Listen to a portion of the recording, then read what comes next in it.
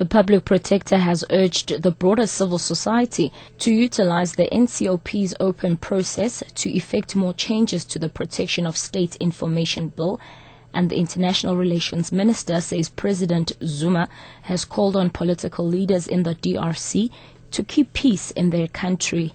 Ambosise Khadebe with the latest news updates. Public Protector Thuli Madonsela has urged the broader civil society, including the South African National Editors Forum members, to utilize the National Council of Provinces open process to effect more changes to the Protection of State Information Bill. Madonsela has been meeting with SANEF in Pretoria to discuss matters of common interest. The Public Protector believes that the NCOP will not rubber stamp the process. The National Assembly approved the bill last month.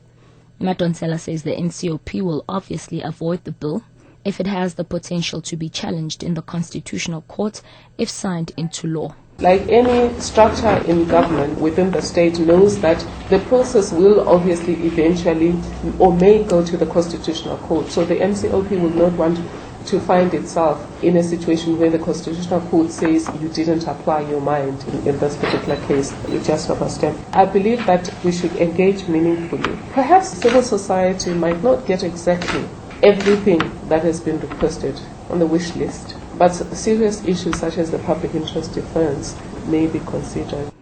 Meanwhile, SANEF has threatened to take government to the Constitutional Court should the current Protection of State Information Bill be passed into law. Their group met with senior ANC officials recently, and both sides agreed that they would continue to hold discussions on the bill.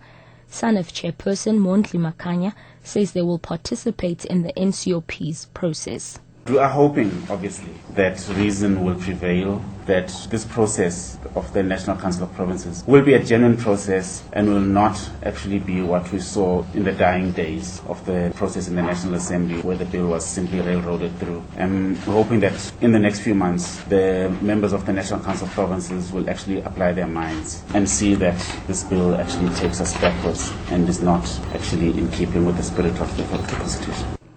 Limpopo Premier Castle Matale says COSATU's march yesterday to his offices in Polokwane was a political move aimed at discrediting him ahead of the ANC Provincial Elective Conference planned for the coming weekend. Matale says there was no need for the Federation to march as the law enforcement agencies are busy investigating allegations of corruption and tender irregularities. Over 1,000 COSATU members, led by the Secretary-General Zwelinzima Vavi, marched to the Limpopo Premier's office, accusing the provincial government of corruption and tender irregularities. Matale was addressing hundreds of ANC members in Makhado last night. We must allow them to do what they want to do, accept their memorandum, act on it. Police are investigating. You have read in papers that the Hawks are investigating, SIU is investigating. Why don't you wait for the investigations? And lastly, International Relations Minister Ngwana Mashabane says President Jacob Zuma has called on political leaders in the Democratic Republic of Congo to keep peace in their country. She's been speaking in the Mozambican capital Maputo at the conclusion of talks between Zuma and his Mozambican counterpart, President Armando Guebuza. Ngwana Mashabane says the two heads of state discussed the presidential and legislative elections in the DRC. Earlier, President Zuma accepted the freedom of the city of Maputo. Mozambique hosted South African exiles, including Zuma, during the struggle against apartheid.